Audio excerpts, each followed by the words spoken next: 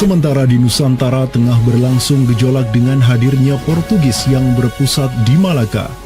Cucu dari Sultan Muhammad Al-Fatih dari Bani Uthmaniyah, yakni Sultan Selim pertama, berhasil meluaskan pengaruh dan kekuasaannya di dunia Arab.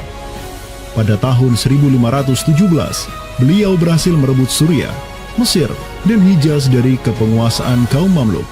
Khalifah Al-Mutawakkil 'ala Allah ketiga dari Bani Abbasiyah beserta Syarif di Makkah kini menyerahkan kepemimpinan umat Islam sedunia dan pelayanan dua kota suci kepada Sultan Salim pertama, penguasa Uthmaniyah yang bukanlah mereka berdarah Arab. Perlu dicatat bahwa penjelasan tentang Al-A'immatu fi Quraisyin itu, kalau kita merujuk kepada kitab Ar-Rawdah, Rawdatul Talibin wa Umdatul Muftin, memang ada hal yang menarik di sini. Di satu sisi ada mengatakan bahwa syarat khalifah itu harus Quraisy. Tetapi Imam Nawawi sepakat ketika katakanlah dari Quraisy tidak ada, terus diambilkan dari mana?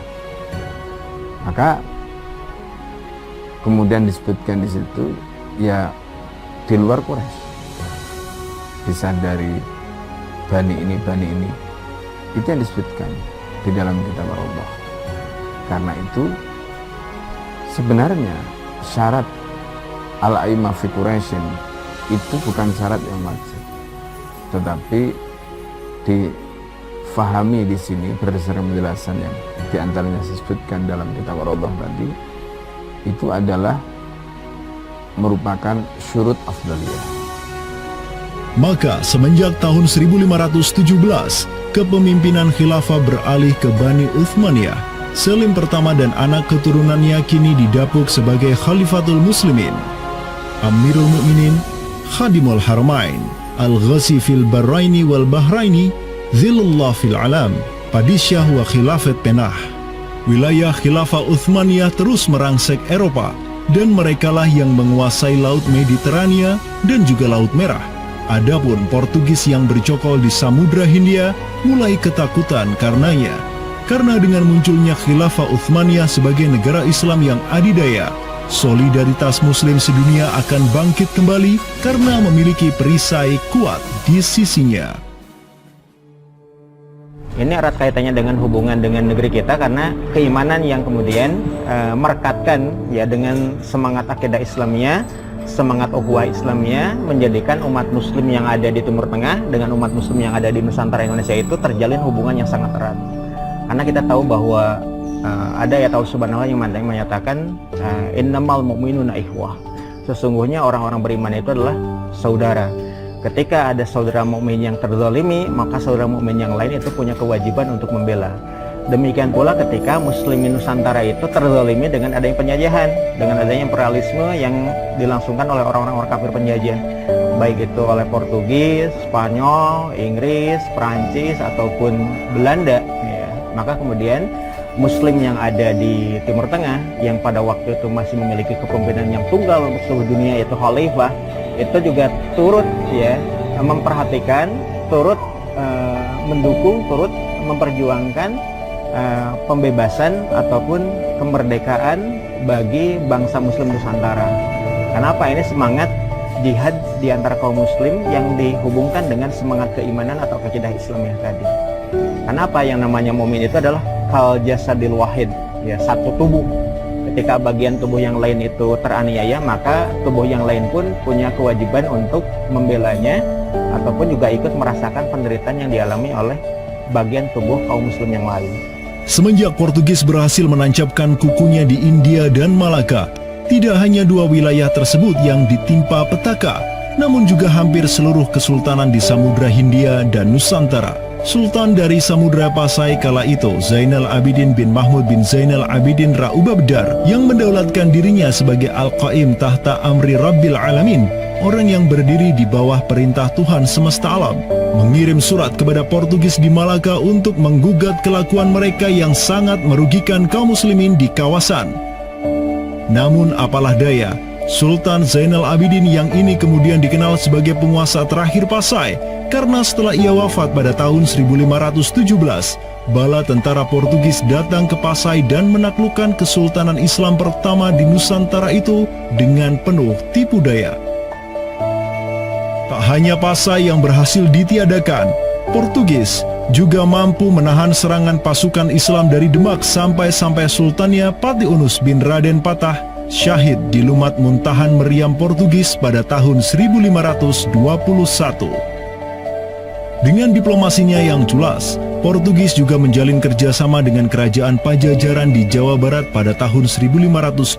2 tahun berikutnya, kota Blambangan, Panarukan, dan Kediri yang masih menjadi basis kekuatan Hindu di Jawa menawarkan kerjasama dengan Portugis. Maka, Portugis banyak sekali mendapat aliansi sesama kafir yang berada di berbagai wilayah di Nusantara untuk bersatu padu menghantam kekuatan politik Islam yang baru tumbuh di Pulau Jawa.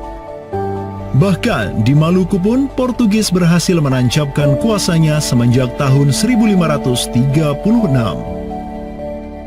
Berkaca pada kelakuan Portugis yang memerangi umat Islam di Samudra Hindia dan Nusantara, Sultan Sulaiman Al-Qanuni, sang Khalifah Uthmaniyah yang berkuasa sejak tahun 1520, menyatakan peperangan terbuka kepada penguasa Portugis yang berkedudukan di Lisbon, Dom Sebastião.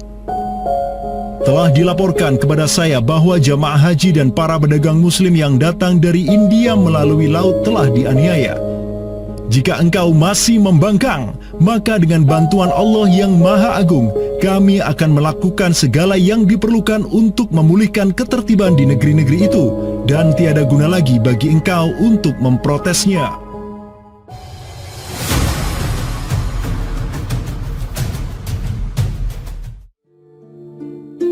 Penjaga kedaulatan Islam di Sumatera yang harum selama ratusan tahun, Samudra Pasai, kini sudah sirna di bawah kungkungan Portugis.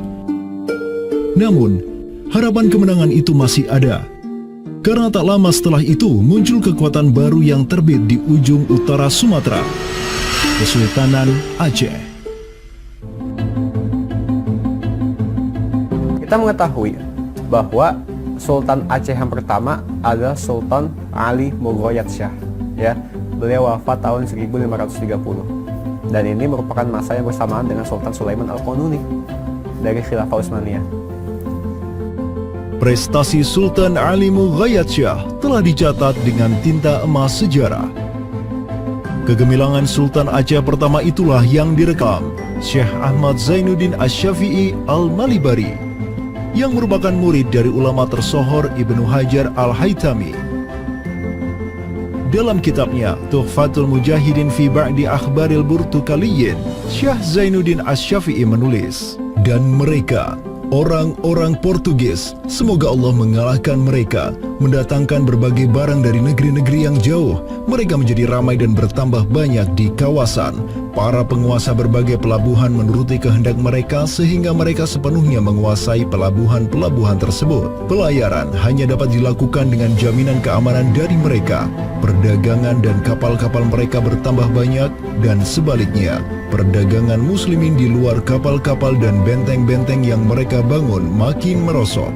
Tiada seorang pun yang dapat merebut kota-kota pelabuhan itu selain Sultan yang mujahid, Ali Al-Asy. Semoga Allah menerangkan kuburnya. Karena Sultan Ali Al-Asy lah yang telah membuka Sumatera dan menjadikannya Darul Islam. Semoga Allah membalas kebaikannya untuk kaum muslim dengan sebaik-baik balasan.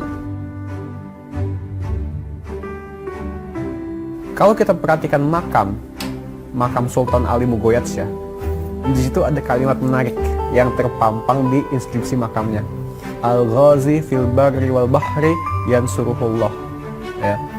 Bahwasanya Sultan Ali Mughayat Shah itu juga dikenal sebagai Al-Ghazi, ya, petarung fil barri wal bahri